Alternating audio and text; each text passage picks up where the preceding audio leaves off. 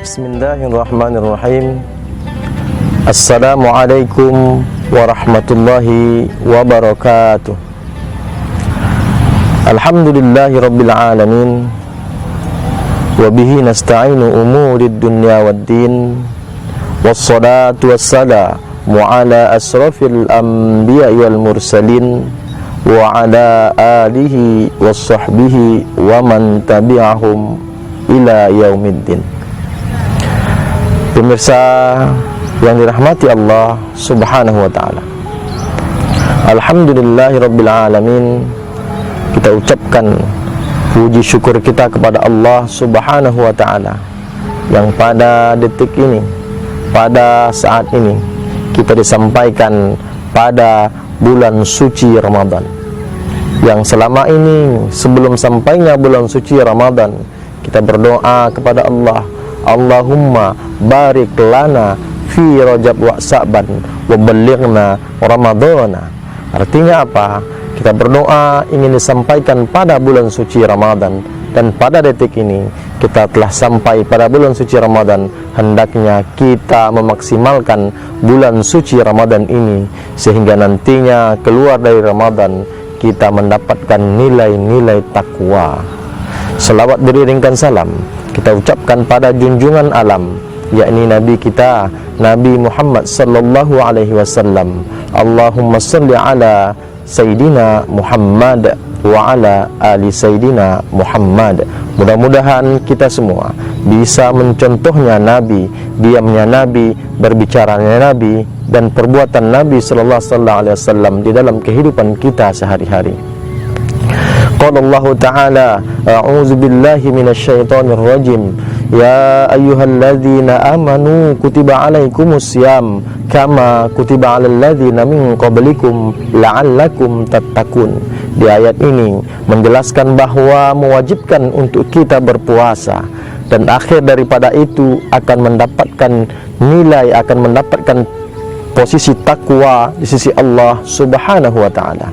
Di dalam kalimat ini tattaqun, biasanya Imam Asy'ariti mengatakan bahwa apabila sebelum kata-kata tattaqun ini, apabila ada kata-kata la'allakum, maka untuk mendapatkan nilai-nilai takwa tadi harus berusaha semaksimal mungkin. Artinya apa? Di ayat ini menjelaskan seakan-akan untuk mendapatkan takwa, mendapatkan posisi takwa harus bersungguh-sungguh dan serius untuk mendapatkannya. Dan di sini Rasulullah sallallahu alaihi wasallam sering menjelaskan kepada para sahabat sebelum datangnya bulan suci Ramadan. Beliau menjelaskan bahwa amalan-amalan yang harus dilakukan di bulan suci Ramadan, ada 3 amalan yang biasa Rasulullah lakukan dan jelaskan kepada para sahabat. Dan pada saat ini menjadi kurikulumnya Nabi ketika bulan suci Ramadan, dan bisa kita jadikan kurikulum kita pada bulan suci Ramadan ini. Misalnya hari pertama, apa yang harus kita lakukan? Hari kedua di bulan suci Ramadan, apa yang harus kita lakukan? Sampailah hari yang terakhir, apa yang harus kita lakukan? Baik waktu pagi, waktu siang, waktu malam, apa yang harus kita lakukan? Misalnya membaca Al-Quran dan lain sebagainya. Ada 3 amalan yang sering dilakukan oleh Nabi dan dijelaskan kepada para sahabat. Yang pertama adalah meningkatkan sholat. Biasanya kita lakukan sholat 5 waktu sehari semalam, dan apabila bulan suci Ramadan ini kita harus meningkatkan sholat-sholat yang lain selain daripada sholat fardu. Kita juga harus melakukan sholat-sholat sunnah. Apa itu sholat sunnah? Mulai dari pagi sampai malam. Yang pertama adalah sholat sunat rawatib. Hal ini dijelaskan Nabi sallallahu alaihi wasallam. Sholat sunat rawatib ini, apabila seseorang melaksanakan sholat sunat rawatib 12 rakaat mulai dari hidupnya sampai dia meninggal dunia dengan serius melaksanakannya, maka akan dibangunkan sebuah istana di surga. Kaum muslimin, para pemirsa yang dirahmati Allah subhanahu wa ta'ala, sudah barang tentu kita ingin istana di surga. Apa kata sahabat mendengarkan kata-kata Nabi? Kalaulah seandainya demikian, maka kami akan bersungguh-sungguh melaksanakan solat sunat rawatib ini sampai kami meninggal dunia. Apa itu solat sunat rawatib? Solat sunat rawatib adalah solat sunat yang membantu, yang melekat pada solat wajib. Ia bisa menggantikan, menambahkan pahala, sehingga ketika pada solat wajib kita tidak khusyuk, kita laksanakan, kita ganti dengan solat sunat rawatib. Apa-apa itu solat sunat rawatib? Yang pertama adalah 2 rakaat sebelum subuh, 4 rakaat sebelum zuhur, 2 rakaat setelah zuhur, 2 rakaat sebelum asyar, 2 rakaat setelah maghrib, dan 2 rakaat setelah isya. Artinya jumlahnya sebanyak 12. Ibnu Abbas mengatakan juga bahwa ada Umar mengatakan, dia menjelaskan dari Nabi mendengarkan penjelasan Nabi sallallahu alaihi wasallam, solat rawatib itu ada 10. Kalau seandainya ia menjelaskan 10 itu 2 di solat sebelum solat zuhur. Kalau seandainya kita tidak sempat melaksanakan 4 rakaat solat rawatib sebelum zuhur, boleh kita laksanakan 2 sebelum zuhur. Apalagi solat-solat sunat yang harus kita lakukan. Yang pertama adalah solat sunat duha. Solat sunat duha di awal solat sunat duha. Yang pertama, solat awal duha adalah kira-kira 1,5 jam dari solat subuh. Misalnya kita melaksanakan solat subuh jam 5, maka waktu solat awal duha adalah lebih kurang 1,5 jam, yaitu jam 6.30. Kita melaksanakan solat sunat syuruk. Solat sunat syuruk ini adalah solat sunat di awal duha. Pelaksanaannya boleh 2 rakaat, dan ketika kita melaksanakannya, maka kita akan mendapatkan pahala yang besar di sisi Allah Subhanahu wa ta'ala. Pahalanya sama dengan pelaksanaan haji dan umrah. Sedangkan solat sunat yang berikutnya adalah solat sunat duha di tengah-tengah waktu duha, yaitu lebih kurang waktunya jam 8 sampai 9 serta sampai jam 10 pagi. Ini adalah bisa pelaksanaannya 2 atau 4 rakaat. Sedangkan solat sunat yang terakhir pada waktu solat duha, yaitu pada pukul 10 dan 11. Ini luar biasa, solat balasan di sisi Allah Subhanahu wa ta'ala. Dimurahkan rezeki kita oleh Allah Subhanahu wa ta'ala. Banyak lagi solat-solat sunat yang harus kita lakukan pada bulan suci Ramadan ini. Contohnya solat tarawih dan solat witir, solat tahajud. Mari sama-sama kita tingkatkan solat-solat sunat kita, kekhusyukan solat wajib, kekhusyukan solat sunat. Yang kedua, amalan yang dilakukan oleh Rasulullah sallallahu alaihi wasallam adalah berinteraksi dengan Al-Quran. Nah, bagaimana cara kita berinteraksi dengan Al-Quran? Yang pertama, kita berinteraksi dengan Al-Quran adalah kita membaca Al-Quran. Dengan banyaknya kita membaca Al-Quran, maka insya Allah hati kita akan dekat dengan Al-Quran. Bagaimana para pemirsa, kita ingin menghatamkan 1 Al-Quran di bulan suci Ramadan? Sangatlah mudah para pemirsa. Al-Quran ada 30 juz. Kita puasa selama 30 hari. Dalam 1 hari kita laksanakan baca Al-Quran 1 juz. Diperkirakan 1 juz ada 10 lembar. Solat kita, dalam solat wajib kita ada 5 kali sehari semalam. Artinya setiap solat kita telah baca 2 lembar Al-Quran saja.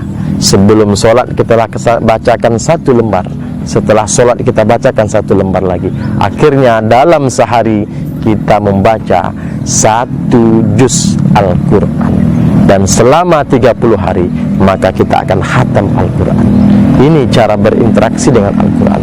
Cara berinteraksi dengan Al-Quran adalah dengan cara kita memahami makna-makna yang ada di dalam Al-Quran.